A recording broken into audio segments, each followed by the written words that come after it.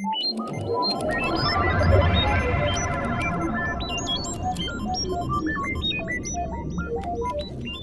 hey, everybody. Just reading my new favorite book, which we'll be giving away today. More about that in a minute. Welcome to the Ethics Verse. Happy Ethics Day. Happy Ethics Verse Day. Hello, all you ethic cuties out there and the 40% of you who have still not subscribed to the Ethics Verse.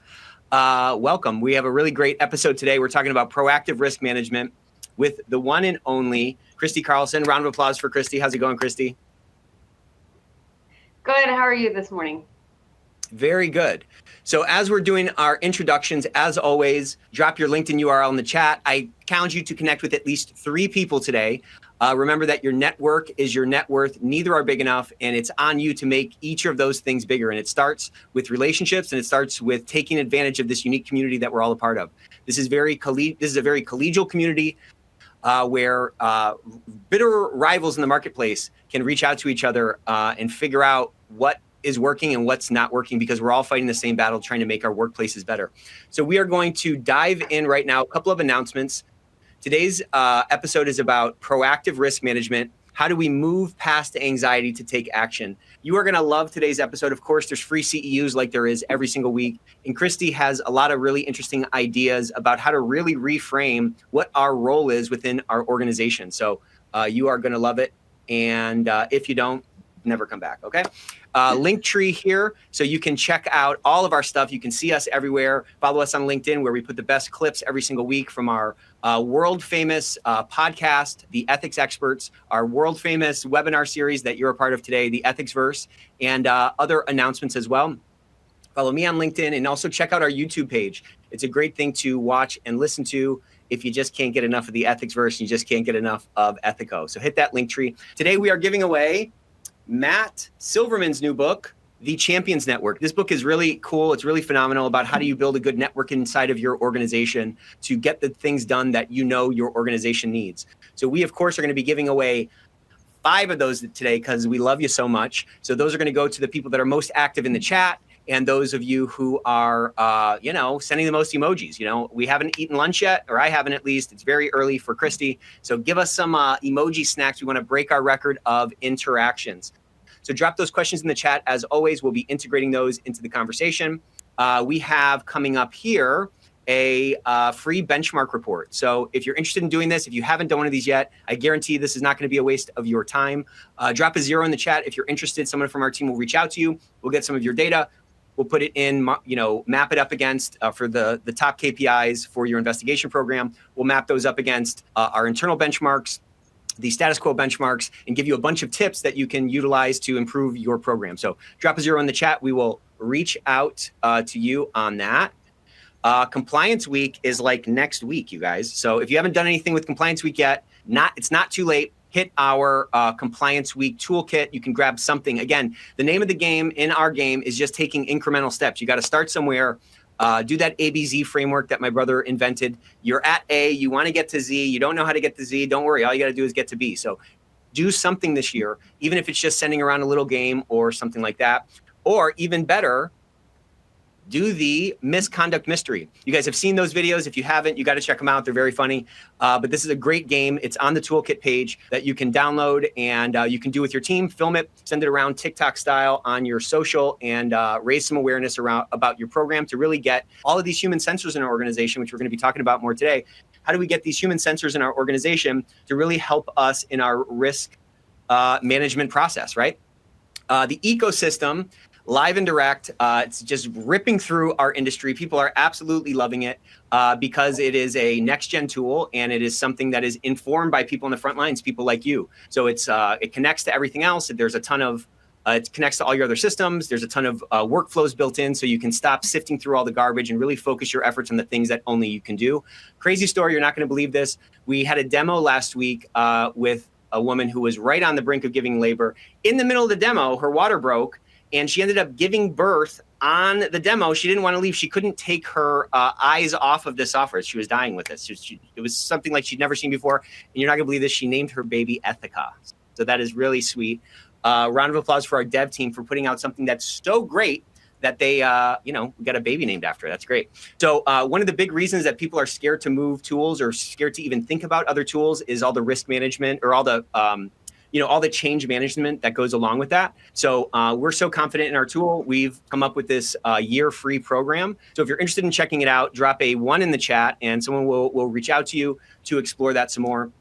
It's your ethical duty to make sure that your team has the best tools to improve your culture, to reduce your risk, and improve your bottom line. It's on us to make that change. So if you're interested in the year free, hit that QR code, and we can start exploring that. A couple of other books I want to talk about real quick. Tom Fox's book. This is awesome. If you haven't gotten it yet, definitely do it. It's a great stocking stuffer for your kids, or you can just read it to your kids and let them know what you do and also teach them how to speak up. Our ability to speak up and our willingness to speak up is a skill that's not just from risk mitigation. It's a skill that we all need to get better at so that our voice can be heard. And this is you got to start that early. So check that book out. And then, of course, Adam Balfour's book, Ethics and Compliance for Humans. This is like required reading for everybody in our organization. It should be required reading for yourself and for your team. Tons of great tips on how to humanize your program and really start activating those human beings in your organization, because you can't do your job alone. We all fall victim to goalie syndrome from time to time, where we get all the blame for all the shots that get past us. We get no credit for all the shots we block. And many times we feel like we're guarding that goal with no defenders. So the more we can humanize our program, the more we can activate those human sensors in our organization, the bigger impact we can have, but also the easier our job becomes. So definitely encourage you to check that out. Next week, we're talking about hot topics. So Matt Kelly's going to be back for that. We're going to have a panel discussion talking about a lot of the cool stuff that's going on, a lot of the scary stuff that's going on. And so we'll be diving into that. And then following week, attention and workforce, navigating the AI regulatory landscape. This is a topic that continues to be top of mind for folks, and we're going to be diving into that. So with that introduction over, let me introduce you to the one and only Christy. How's it going, Christy? Pretty good. You look phenomenal in this headshot. My gosh, look at you. No, I was like, wait a minute. I haven't seen that picture before, but thank you, AI. I love that. And it's really cold here today, so I'm kind of like a sad boy again today. Okay, so Christy started her career overseeing service ops in a high-tech manufacturing company, focusing on agility and innovation. And you're going to see a lot of that innovative thinking that's really who she is come out in today's conversation. So in 2004, Christy introduced the Baltridge Performance Excellence Principles as a business analyst for the San Diego Airport Authority before being tapped to design and oversee the ethics program as a senior auditor. So, I love auditors. I'm a CPA. I love talking to auditors because we see the world the same way. And we're going to be diving into proactive risk management. How can we move from this reactionary mode that a lot of us find ourselves in when we're in, kind of cost center land? How do we move into proactive mode? We're really adding a ton of value and we are not, putting out fires all the time. So with that, Christy, let's talk a little bit about rebranding.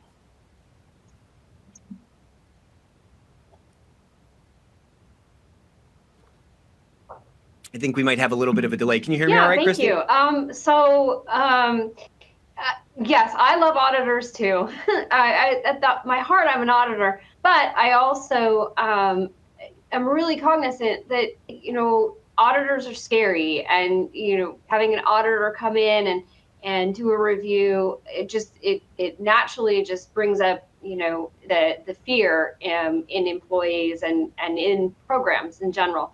And so when I started at the county almost 8 years ago, one of the things that I really wanted to make sure that I did was I cultivated a culture of trust and a culture of folks seeing us as enablers and not roadblocks.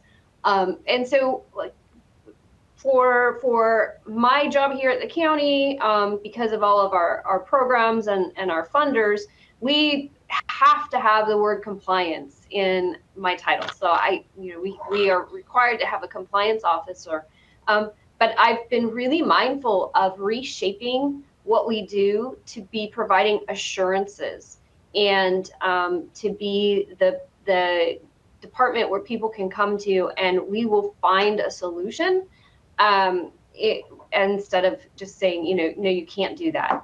So it's been really important to build on that culture because what has happened just organically over the last several years is where it used to be, my department having to go out and seek engagements and try to find ways where we were making sure everything was working as it was supposed to. Now, we have a organization of about 8,000 in Health and Human Services, and those departments are now coming to us proactively and saying, hey, we're looking at changing the program or bringing a new program in. Can you help us as we're building it to make sure that we're doing it as effective as possible, removing any type of, going back to my old Six Sigma days, non-value added steps. But it's super important, especially with the landscape we're looking at right now from a fiscal perspective. We're going to have to do things better. We're going to have to do things more effectively and more cost effective. So having that trust has been really helpful now that we can go in and help make some of those changes. When people are bringing you in, that's proof that your efforts to rebrand your function are working. What were some of those first steps? Like, what did you recognize in terms of seeing how, that may have been quote unquote broken? And what are those first steps that you found to be most impactful in shifting that perspective within the organization to now where you're being brought in, on the front end of things so you can be a lot more proactive? I will say, yeah. So really a very kind of funny story, and I'll tell this story because it was really probably the first thing that started unraveling the fabric of people being scared of my department. But when I started here, there was some legacy policies even that were I'll just give the example. So the legacy policy that we had was that as staff was interacting with contractors or members of the public or just any of those clients or persons who were doing business with county, that you couldn't take a bottle of water, you couldn't take a cookie. Like, there was a gift policy that was so onerous that it actually created a culture of fear. And I think it also created a culture where, I'm going to take that bottle of water, but then I'm going to have to lie because the policy is I'm not supposed to take a bottle of water, but that's ridiculous.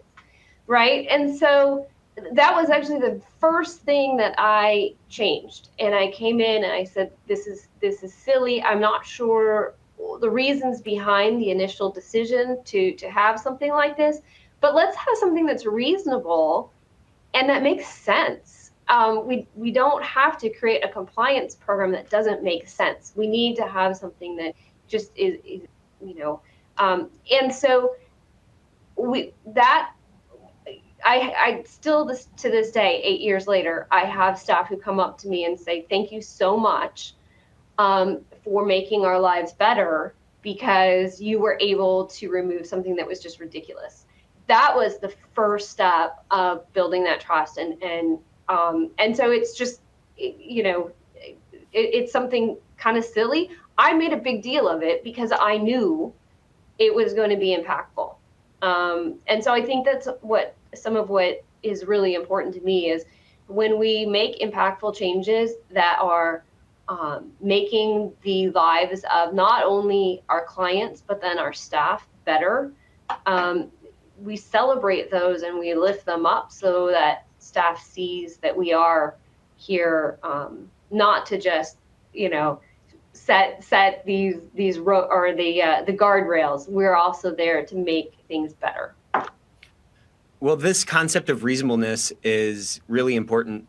I think reasonable people are reasonable and they expect other people to be reasonable. And when there are stupid policies like that, there I said it. If there's stupid policies like that out there, that is such a bad message to send. It makes our departments feel extremely unreasonable, and it creates this culture of, low integrity, right? I mean, someone's going to take that bottle of water because they know in their heart that's not, they're not going to be bribed by a bottle of water. And many times that's like an awkward thing. If somebody's offering you something and you have to say no to it, it makes them feel like they're unreasonable. So it kind of creates this self-fulfilling culture of low integrity from a technical perspective, because they have to lie about it, to your point.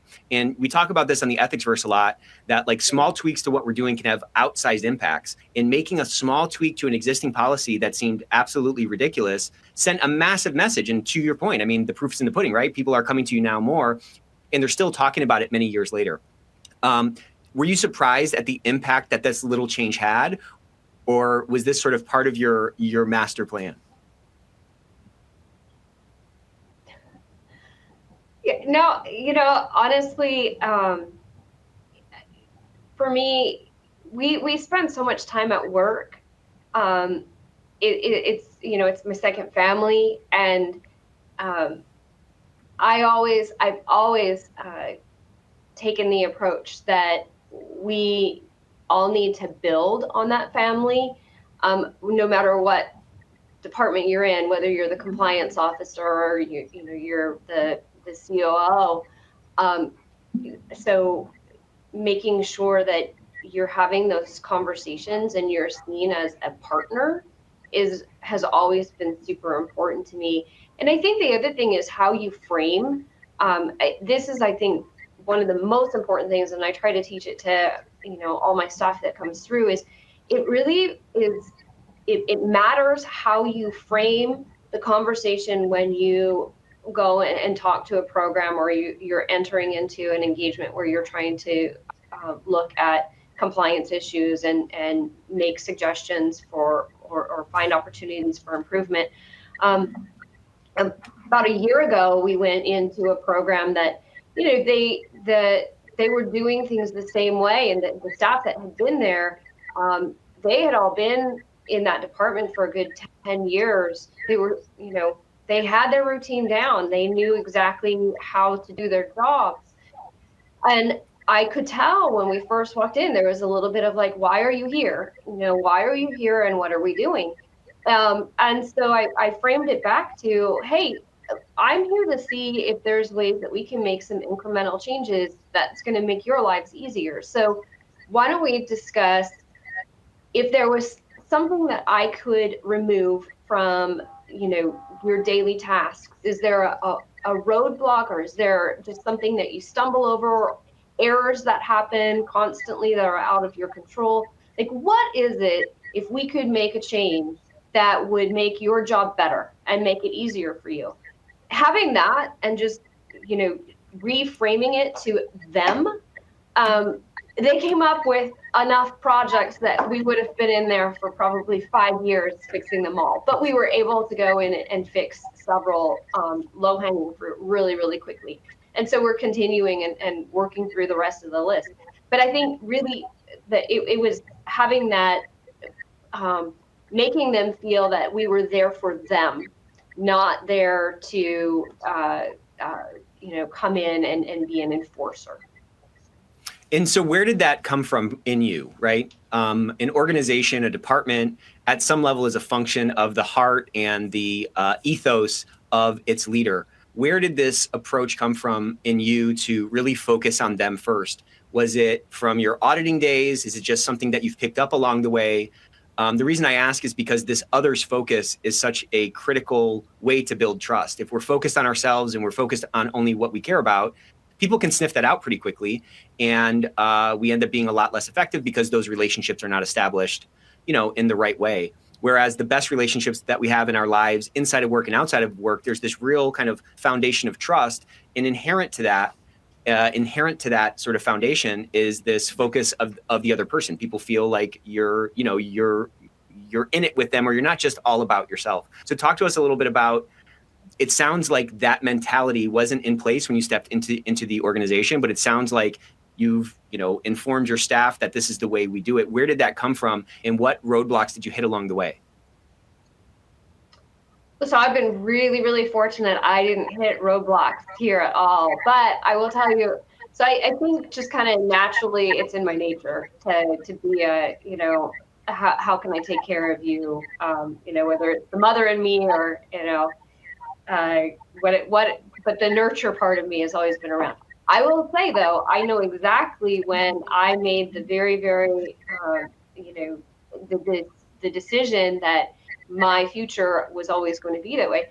When I was working at the my previous job as an auditor, I was in a room with my coworkers, and one of the other audit staff stated, "We haven't done our job unless we've pissed the auditee off."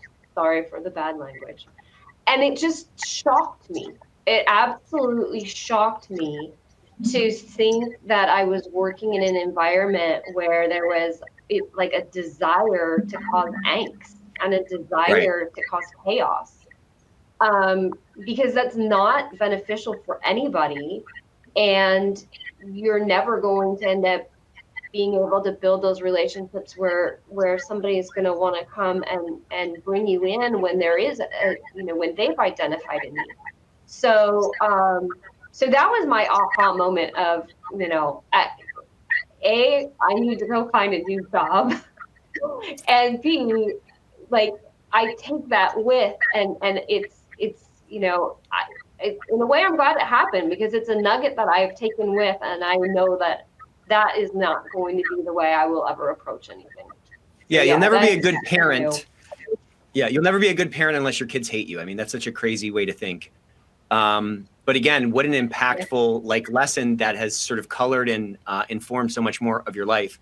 We got a great little comment here from, let me read this real quick. Auditors are trying to help the firm operate within risk appetite. This is a good outcome, even if the quote unquote business has to do extra work to support this important delivery. We know that is true for sure. How do you feel like that understanding is sort of consistent in your organization when you came in? And do you think it's more consistent now? Talk to us a little bit about that, that little knowledge drop there. Okay, I actually am going to need to read it again because I'm not sure. Okay.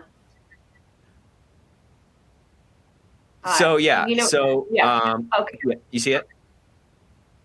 No, that's okay. Can you repeat it for me? Sorry. I only say things once. Yeah, I only say things once. Just kidding. I'm just kidding.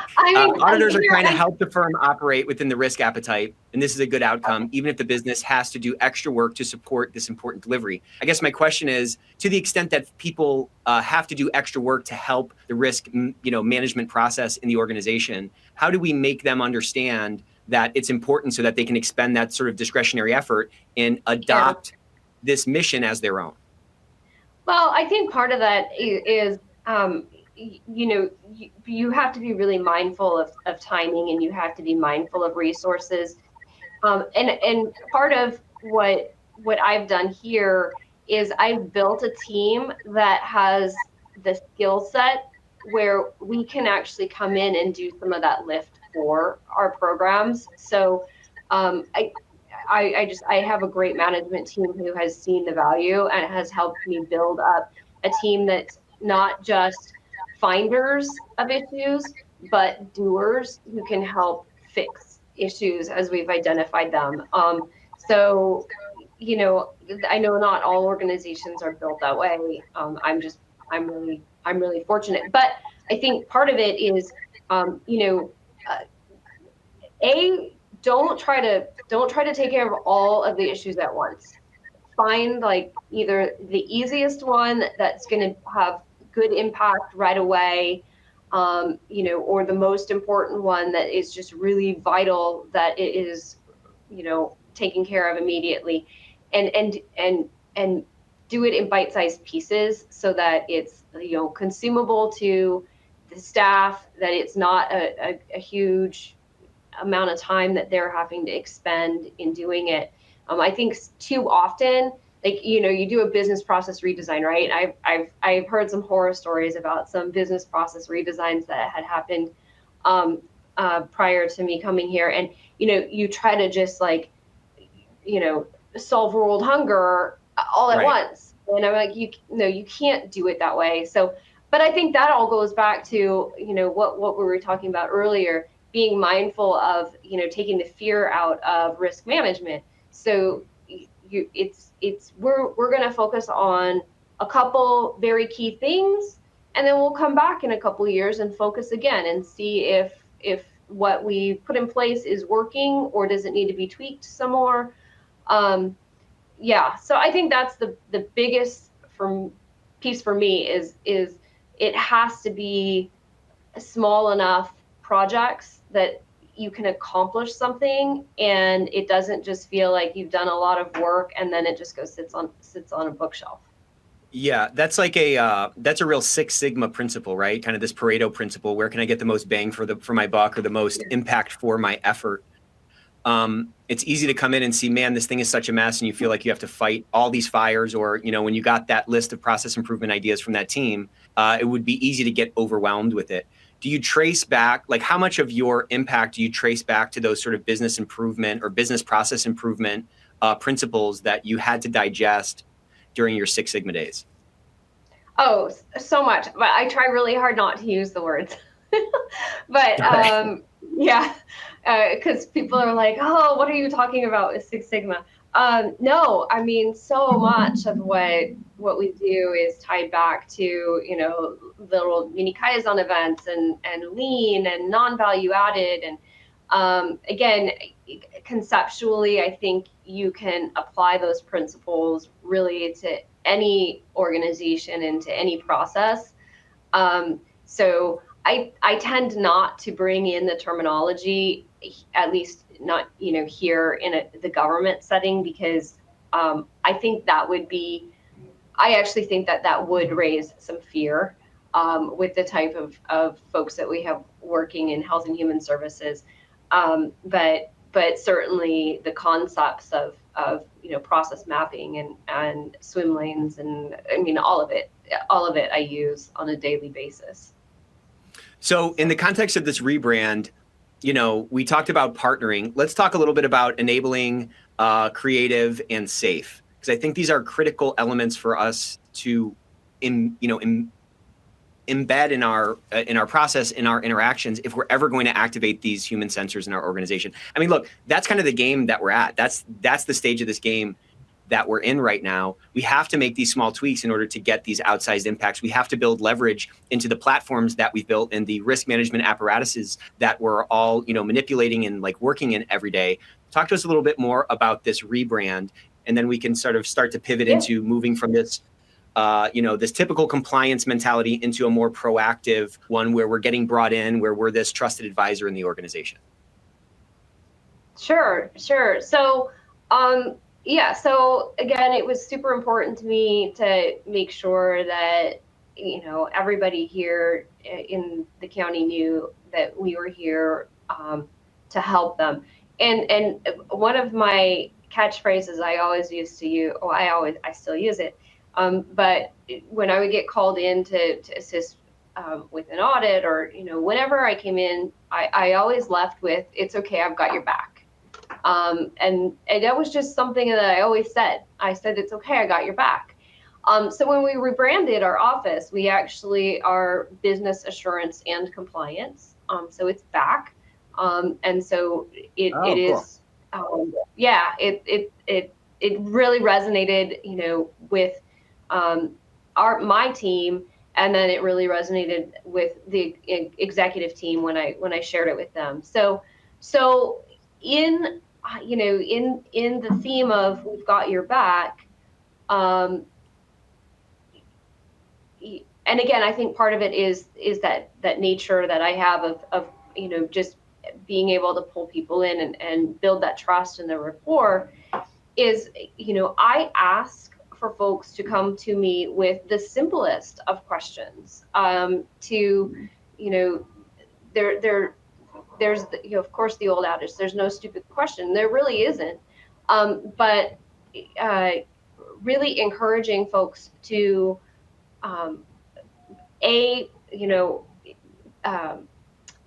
if they have questions, be proactive in asking those questions.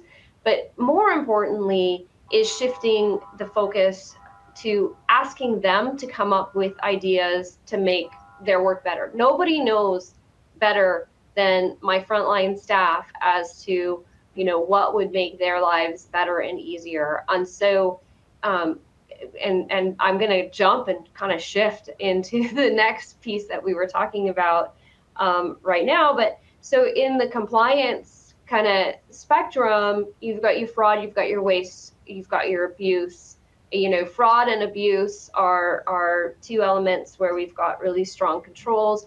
But I have really tried to broaden the definition of what waste is, and making sure that we're building a compliance program to identify waste, is to, where are those unintentional, just the unintentional waste. So it's the inefficiencies, right? And so this, the visual that's up here. And so this is where we are going to be able to find incremental cost savings. Right. We're going to be able to find incremental, employee engagement. So I think it's not, and we all can probably think about it right now. What is something that we do that's inefficient that would be, handled so much better if we just tweaked it a little bit? So switching that mindset and those conversations with staff, of having them come to me and say, hey, we think that there's something that could be done more efficiently. They might not have the solution, but they know that there's a problem. And sometimes they have the solution as well. But so working with them in bringing forth those improvements has been really key. And we're going to be doing a ton more of that. That's actually that piece is going to be my primary focus for the next 3 to 5 years. We sort of have the rest of the program really dialed in. We're always going to have the unknown. We're always going to have some issue that rises up, and we're going to have to do an investigation. But a lot of the rest of the monitoring is really dialed in. So this is going to be really the big area of focus. And I'm excited about it because I think this is where we're going to be able to see, tremendous movement as far as everybody talks about government and, bureaucracy and how slow we move. And it's true. It's absolutely true. But I have seen already where we've been able to make changes, and we've been able to remove some of those barriers.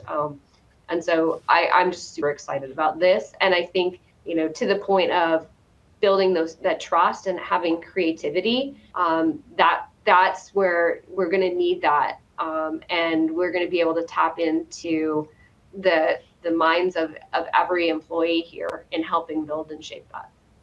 Well, that's the big thing, right? I mean, so many of us are still stuck in this compliance 2.0 mode where we're really focused on efficiency, and we're focused, we still have this sort of cost center label. And if you think on the historic, this is a broad brushstroke, of course, those are the only brushes I have. The historic approach to how an ethics and compliance department interacts with the employee base is we put out policies, we put out trainings, we put a little, 2 tomato cans with a string so people can report, bad things happening in the organization. And the historical kind of, vestigial mentality is that our job is to reduce risk and keep the company out of trouble. But what I love about this approach is that you've reframed what waste is, fraud, waste, and abuse, right? We've reframed what waste is, and it's not just, it encapsulates inefficiencies in our organization. And so we have this really unique opportunity. There's not other departments in our companies and in our organizations that is uniquely positioned to add the value that Christy is talking about here. And that value is to be the circulatory system of the organization, to paint those clear lines so that your organization can drive down that road a lot faster. A circulatory system is not just pushing things out, it's also getting things back. And so when we're talking about crowdsourcing risk intelligence at scale, it's not just finding situations where someone's taking a bribe. Of course, it includes that. But when we have a fully actualized workforce where people feel like they're part of something, where they feel that belonging, where they have, adopted the organization's mission as their own, and they're putting their unique gifts to work, and they understand that there's a department that has their back and can be a sounding board for bad things that are happening, bullying, whatever, code of conduct violations, but also is there for efficiency improvements. Now we've totally reframed what our role is in our organization. We have, we need to, for example, a shorthand for this is like a lot of organizations use their case management or their hotline just to get code of conduct violations. Well, actually, you can really re-leverage that to be this enterprise-wide disclosure tool to get all kinds of disclosures, conflicts of interest, code of conduct violations, opportunities for improvement, things that are going well, exit interviews, and now you have everything into one area that you then can start to help your organization prioritize or at least get the ideas out to the respective business leaders in various departments so that they can drive those improvements. I'm just saying, like, what does the leader of the organization care about? They likely care about growth. They likely care about improvement. And so when we can intersperse, obviously, we need to keep our eye on those bad things to stay out of trouble and keep, the boss out of the orange jumpsuit, to use the old, catchphrase. But when we can intersperse ideas for improvement and we can be a receptacle, so to speak, for these opportunities to reduce inefficiencies in the organization, now we're truly a business partner and we're not just a bumper sticker on the car. I just love this. If you can leave now, because this is the big takeaway. Okay, I'm just kidding. Don't leave. But the big takeaway is that waste is not just fraud, waste, abuse. It is inefficiencies, and our organizations are just a myriad of various business processes. The people on the front lines, as Christy just said, are the ones who have the best ideas to drive improvement, or they're at least going to be the sensors who are closest to the fire to let us know that something needs to be done. But if we're not getting those ideas and we're not getting that participation and they're not actualized to be part of this broader risk mitigation process, then we're going to keep spinning our wheels and we're going to keep we're going to just stay in reactionary mode. So I just love this. I've been talking about this nonstop since we met, Christy, and I just think it's such a great encapsulation of what this compliance 3.0 business, trusted advisor to the organization mentality is. Yeah, I love the idea of, your compliance hotline is not just reporting issues, it's reporting ideas, and really creating, something that's much more powerful. And I think the other thing that's super important is, sharing those stories of success, right? So right. The one way that we do it here is there's a newsletter, an agency newsletter that goes out once a month. And it's from our agency director, and he shares those success stories. And so as we have those that are from business assurance and compliance, he includes those in there. And so he, elevates the stories of, hey, we had a opportunity that was identified, and this is what we did, and these were, these are the improvements that we've seen from it. And then we've actually been able to monetize and put a dollar figure on some of those improvements that we've made as well. So we've been able to show, hey, we're not just a cost center as the compliance office. We actually have been able to find cost savings. And then also, what's the cost avoidance, with potential penalties and whatnot that could have come if there was issues that were identified. So all those things together have really created, where we've been able to show our value in a very tangible way. So, I mean, that's our job. Our job is to be a part of the business, not apart from the business. And many of us that are in that sort of back office, cost center type of a scenario, we are apart from the business. Talk to us a little bit about this rebrand. You did a massive rebrand 6 months ago. You hired a bunch of new people. Talk to us how you were able to bring some of these philosophies to bear in that rebrand. And then I'd also like to circle back to what went into quantifying that monetary impact of what you were doing. I think that's so smart. You can always write this down, okay? You can always find the impact that's out there. You might have to be a little creative to show it, but either we're making an impact that's positive to the organization, in which case we should be able to find it and quantify it, or we're not. And I've never seen I've never had one of my, ROI coaching sessions with a compliance officer where we haven't been able to find value, dollars on that impact. So I'd love to talk about both of those things, that rebrand, and then into kind of how that quantification process went and like how you started to build that muscle into your program. Yeah, so the rebrand, I have to say the rebrand started from my first month here. It was just it I did it slowly. And I think that's super important as well too. I've had some conversations. I mean, recently we had several new hires, but I actually asked for one of them to be pushed off a little bit because I don't want to grow too fast. And I think that's a it's a perilous, but I see it so often. Like a new program gets put in place and it's huge and it's dropped in, and then there's not even time for growing pains. It's just sink or swim. And so for me, rebranding the department started with really removing some of that legacy perception of being punitive and being fearful, and then slowly growing the program and bringing those additional values in. And that allowed me to then be able to grow the department and have the support from management to hire more people. So I think that's one thing, is just be mindful of you need to have it grow organically, not try to put a whole brand new program in all at once. And then the second part of the question, now I forgot it. Oh, the second part of the question, which we'll get to in a second. Yeah, I just wanted to circle back. How quickly did you recognize that there was that culture of fear in your organization?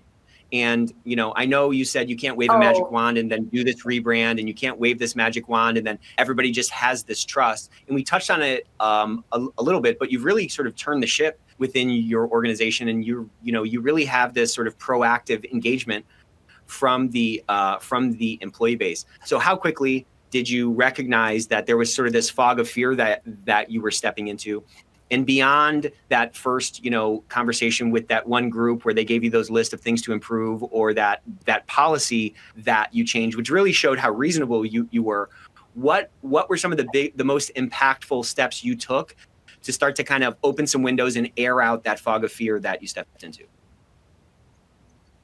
So I think part of it, I was really fortunate. My management team knew it. When they brought me in, I actually heard a little bit about it during my interview process. So there was a recognition already that we needed to change the program into something that was more mindful of people in general. So which was great because I had the support of management from the get-go. It wasn't something where I had to come and say, hey, we need to make some changes. Awesome. But, so a lot of going out and meeting with people at their all staff meetings. Again, there's 8,000 people in Health and Human Services. And so needing to have them see me as a real person, not at the time, we weren't really doing very much on Teams. And I personally, even today, if I'm meeting with staff, I feel it's super important to meet in person because there's just naturally it creates a safer environment than the squares on the screen for me. And I've had other people who have said the same thing. They're like, we're really happy that you came to us and that you proactively wanted to come and meet with us. So I think that was probably the most important thing, was just me naturally going out and building the relationships with people by meeting with them. And, that first 6 months, just spending a lot of time driving to a lot of different meetings, because we are located throughout all of San Diego County, which is a pretty large county. So a lot of miles on my car that first 6 months, but it was well worth it. And, fostering those relationships. So, so that was probably the most important thing there, as far as making that change, and then being something that was able to grow. Christine just said, hey, Christine.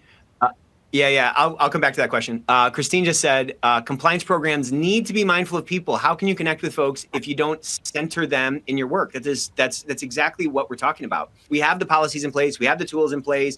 We have the trainings in place. We have all those building blocks. You know, we have this house. We need to make it a home, and that's going to be with heart, and it's going to be with connection, and it's going to be focusing on your client. Your client is the employee base, and they need to have a level of trust, and they need to have a level of connection. And people can tell if you're authentic or not, and people can tell if you're real or not, and people can tell if you care or not, especially today, perhaps more than ever. And so taking, again, a small tweak in our mindset, a small tweak in our approach, a small tweak in our willingness to have that human to human connection can pay dividends down the road.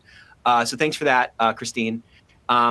What if, here's a great question from Carol. Hey, Carol.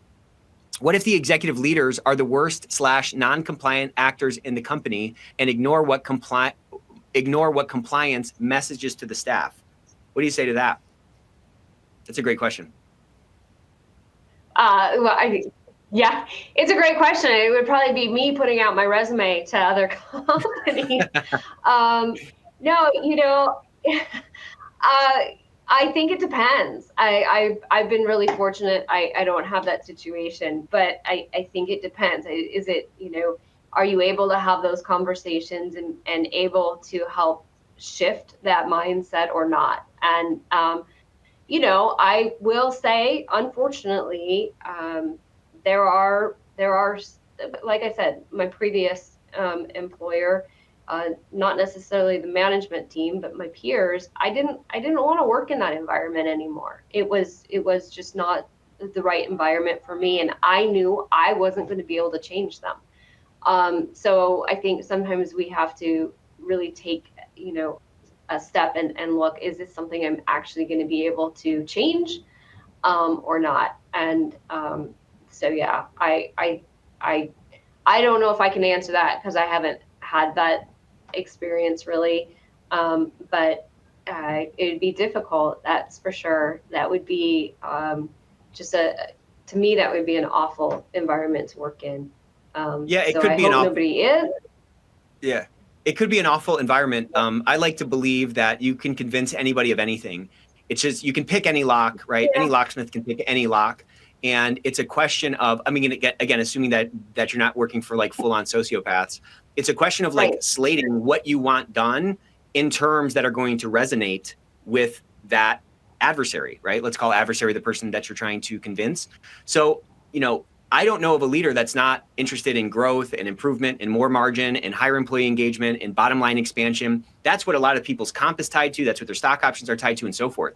And I just think, like, again, a small tweak to how we are framed within the organization, like Christy did when she came out, like providing context to a policy, we can reframe and we can control how we are viewed and the perspective that folks have on us within our organization by tying the impact that we have to those things that they care about. This is the basis of all persuasion. So when we can reframe to say, hey, you know, we're not just trying to keep us out of the headlines, but rather we are a source for all of these disclosures from our organization. And in that, if we can create this culture of integrity, which the employee base of today cares about now more than ever, and if we can activate these folks, not only to identify fires before they turn into raging infernos, but also to identify ways for improvement, we're going to get opportunities to improve, right? To stamp out inefficiencies, bottom line improvement for sure.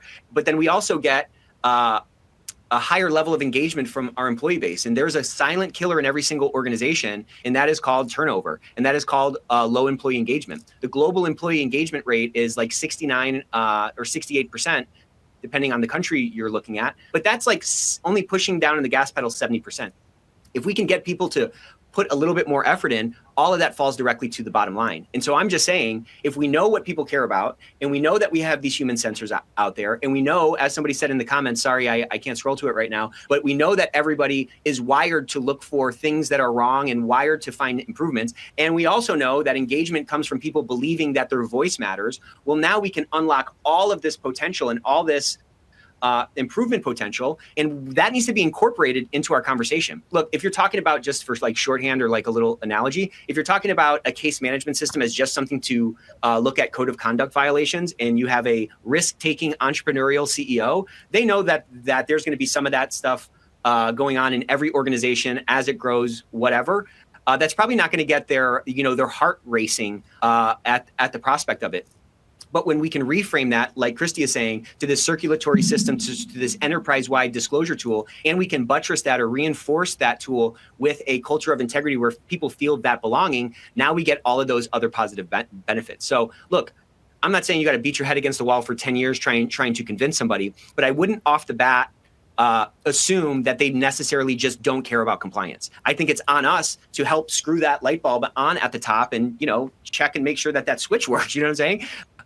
It's on us to try to reframe our role in the organization. Just like Christy said, I need to reframe how my department is perceived in the organization. That's a high agency approach, and there is always a path to it. I just have to believe that. Okay, my other question from before was this ROI thing, where you were able to start to quantify the impact that you were having. Talk to us a little bit about how you built that muscle and what pitfalls, folks can avoid, because I think that that's a really hard thing for a lot of us in this space to do, to say, okay, hey, here is a number that like we influenced. And, because many times our impact is like a second and third order impact. So talk to us a little bit how you're able to, quantify some of those monetary benefits that, came from your efforts. Yeah. So some of it started really kind of, some of it was really easy from the get-go. Believe it or not, one of the things that we identified right away, I asked for a review of LAN account logins. So who had access to our system? And the first time we ran that report, we had, something like 500 account logins that had not been disabled. And some of the, some people who hadn't been with the organization for over 10 years. And this was before auto provisioning. And, so auto provisioning, where now, when you are no longer in the HR system, your account is automatically disabled as well.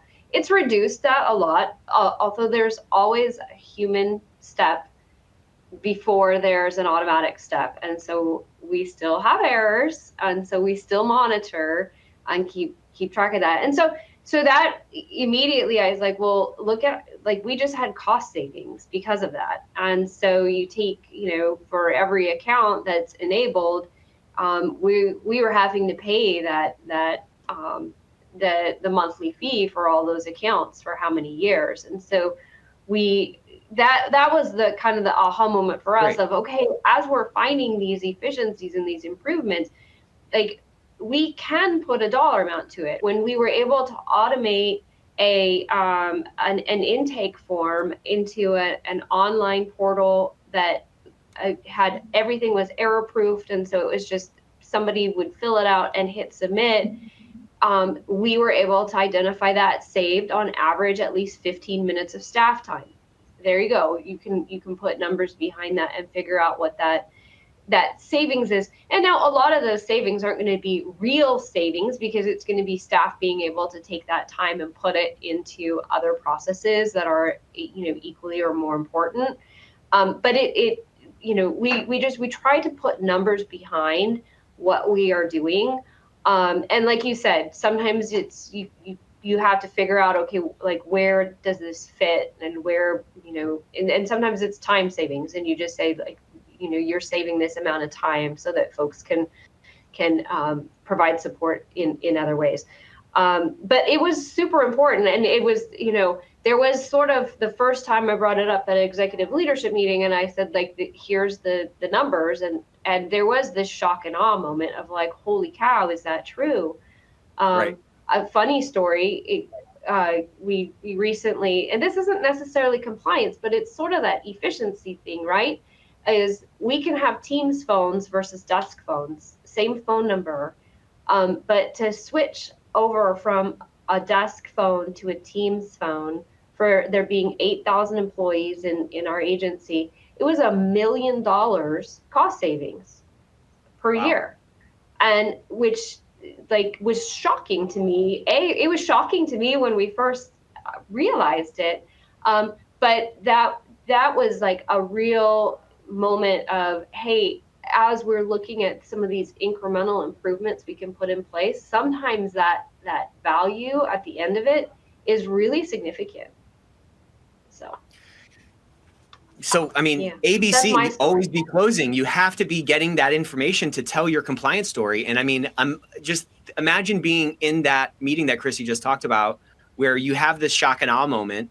There was a massive reframe that happened to all those people that saw those savings that you generated. They were like, oh my gosh, this department that I thought was this thing is actually this thing. And I thought it was a necessary evil. And wow, look at how much value it's actually adding. Now you just have a whole new room of champions, or at least potential champions, who, you know, those lights are starting to kind of flicker on. That's where we want to go, you know? Sorry, go ahead.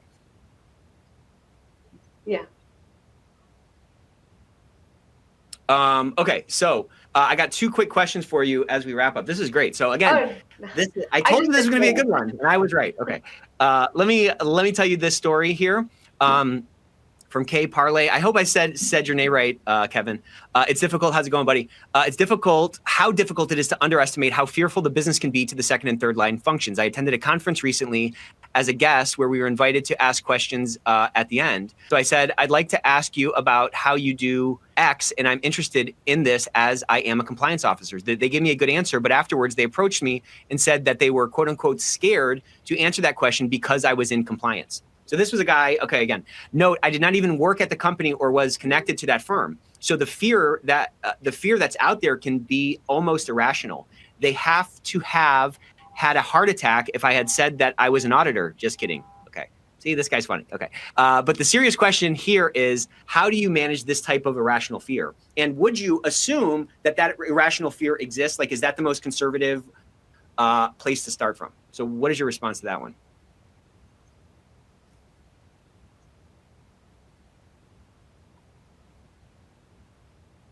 So I think a lot of people are you know, always fearful, and I think because I think when you think about compliance, you're just sort of thinking about that enforcement action, right? And again, for me, what has been successful is having those sit-down discussions and really dialing the dialogue back to, you know, what can I do to help you, and what can I do to make your life, your work, the barriers that you face every day, what can I do to help make those better and make those go away? And so again, it's, you know, the rebranding, but then that reframing of the conversation. And making sure it's a small enough group too. I mean, I think that's really important, is just like I said, you have to take and do small projects. You also have to have a small enough audience that folks don't think that you're just, you know, going and they need to feel connected. I guess that's the biggest thing. So a small enough audience, a small enough group, so that there's that connection, and that they do feel that you are there to listen, you are there to hear what they're saying, and you're there to help. Yeah, I mean, I think you're right. I think it's that connection piece for sure. And I would just assume that there's a lot of that irrational fear in your organization, especially if you've experienced any level of turnover from the Great Resignation over the last 18 to 24 months. A lot of people left organizations and are new to your organization, and those kind of mentalities can, you know, creep in and so forth. So I think a bias, to Christy's point, a bias to that human connection, a bias to having folks back and showing them that you're there to support them and there to help them and there to be a sounding board, it very quickly can change and start to evaporate away some of that irrational fear. So we are right at time. Round of applause to Christy. Christy, thank you so much for coming and teaching us so much today. You know, it's leaders like you that are going to be at the forefront, or that are at the forefront of this pivot from Compliance 2.0 to Compliance 3.0, and building these cultures where we're not just a bumper sticker on the car, like I say, we're not just a cost center, but we're a circulatory system to the organization. We're adding actual value by eliminating the bad things, but also finding ways to improve. That's how we can show our value more readily in the organization. So round of applause for Christy. This was so fun. Hope you guys join us next week for hot topics, and we will see you on next Ethics First Day. Take care.